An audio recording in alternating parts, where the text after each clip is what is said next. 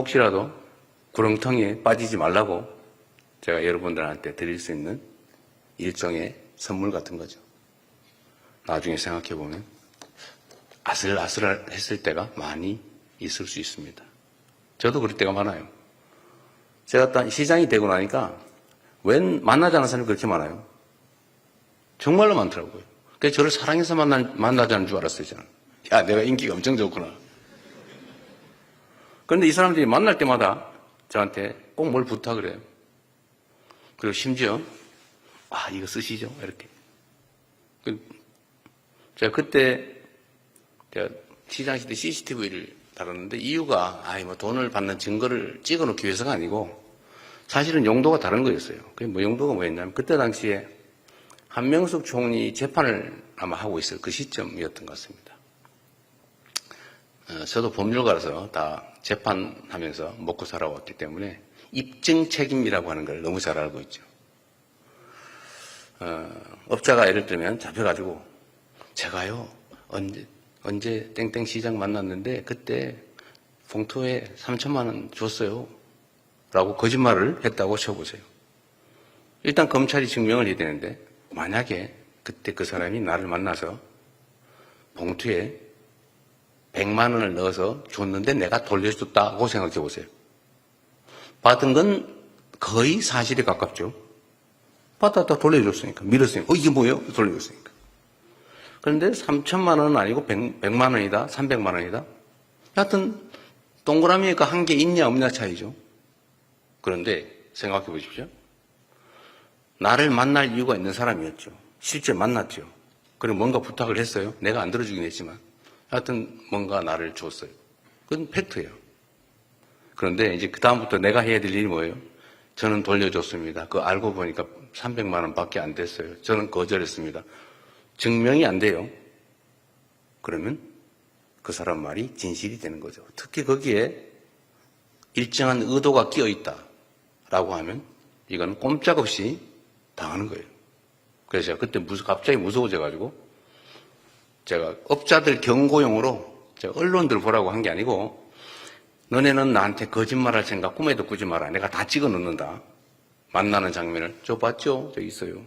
온 동네 저 언론에 소문을 냈더니 그게 연합뉴스 뭐 등등에 보도가 되고 난 다음부터 면담 신청이 확 줄었어요.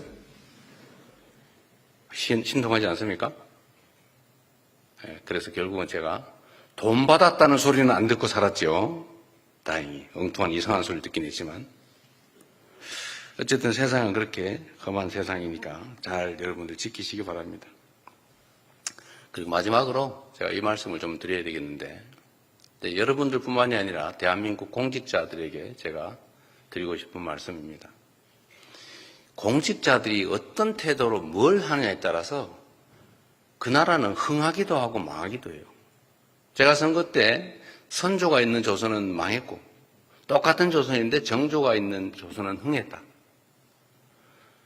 열심히 백성을 사랑하고 존중하고 정말로 노비든 평민이든 가리지 않고 유능하면 데려다가 쓰고 그리고 혹시라도 지방 관료들이 백성들 괴롭힐까 싶어가지고 징을 들고 수원에서 서울에서 수원 화성 왔다 갔다 하면서 억울한 백성들은 나와서 징을 쳐라. 그러면 내가 들어줄게. 이렇게 징을 들고 왔다 갔다 했는데 그걸 본 지방 관아의 관리들이 어떤 생각이 들었겠습니까?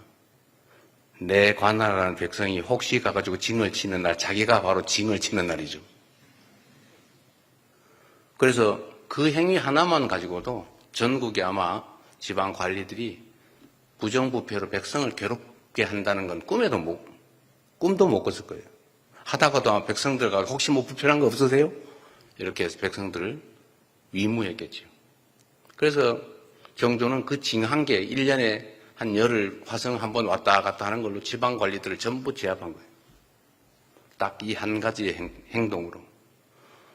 그래서 여러분들 손에 나라의 운명이, 국민들의 삶이 어쩌면 목숨이 달려있다.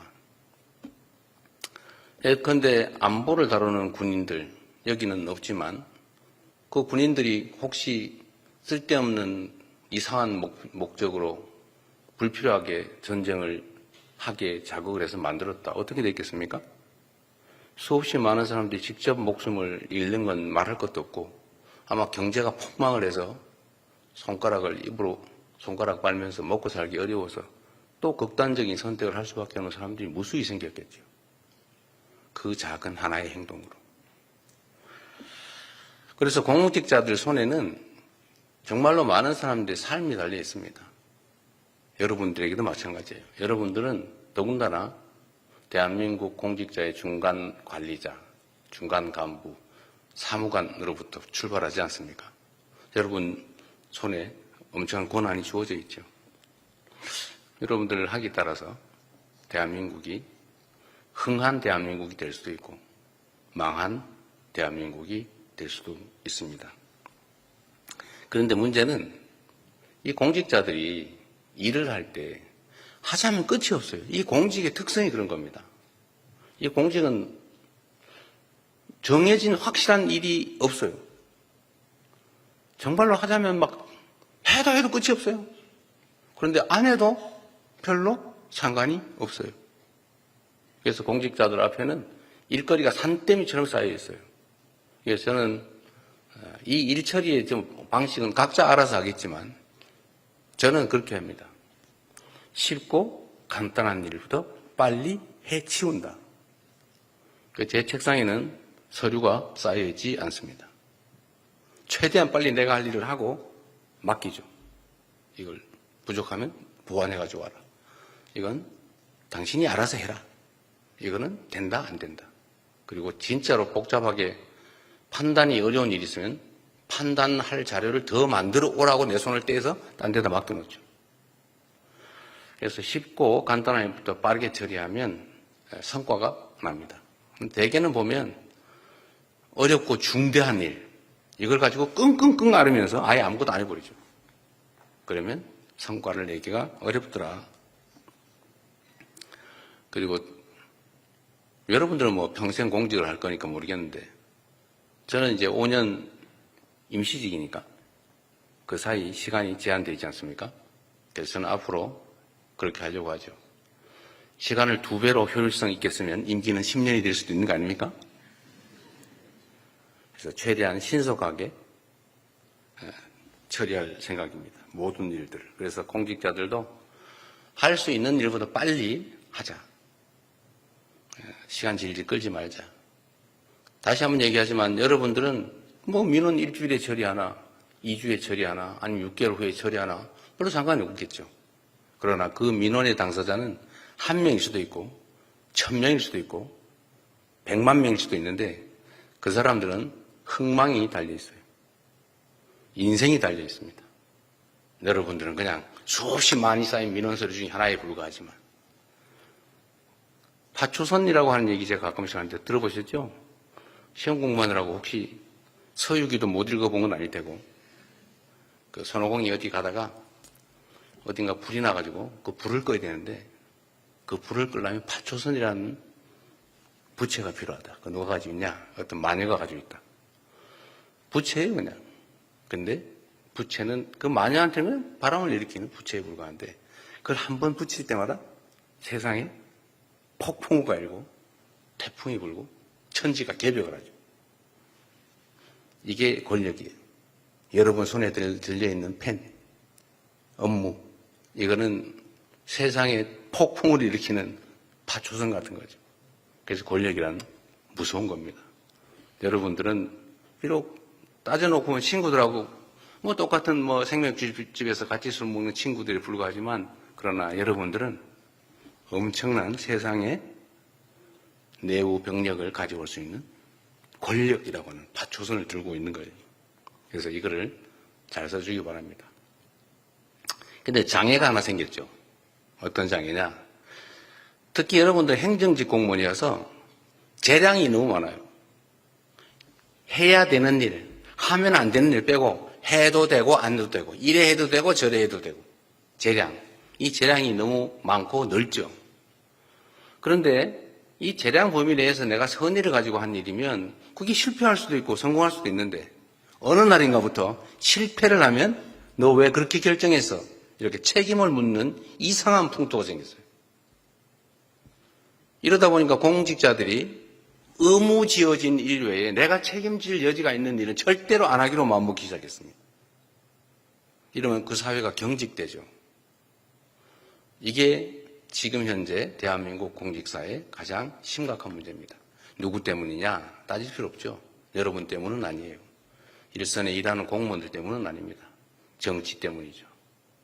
이거를 고쳐야 됩니다.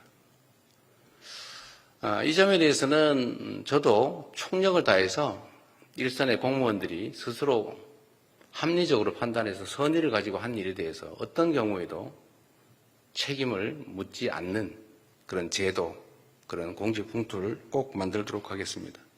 여러분도 이제 교육 끝나고 돌아가시면 하실 일이 많을 텐데 그런 점에 대해서 우려는 최소한 좀 내려놓도록 노력하시기 바랍니다. 그래도 안 믿어질 거예요. 네가 내 인생 끝까지 책임질 거냐? 이런 생각 들죠? 그렇다고 해도 돼요. 그 사실이죠, 근데.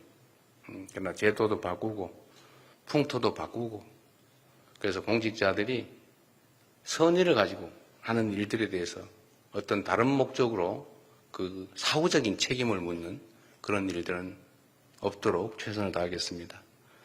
공직자들이 처하는 어떤 선택 결정의 단계에는 가능성이 무궁무진하죠.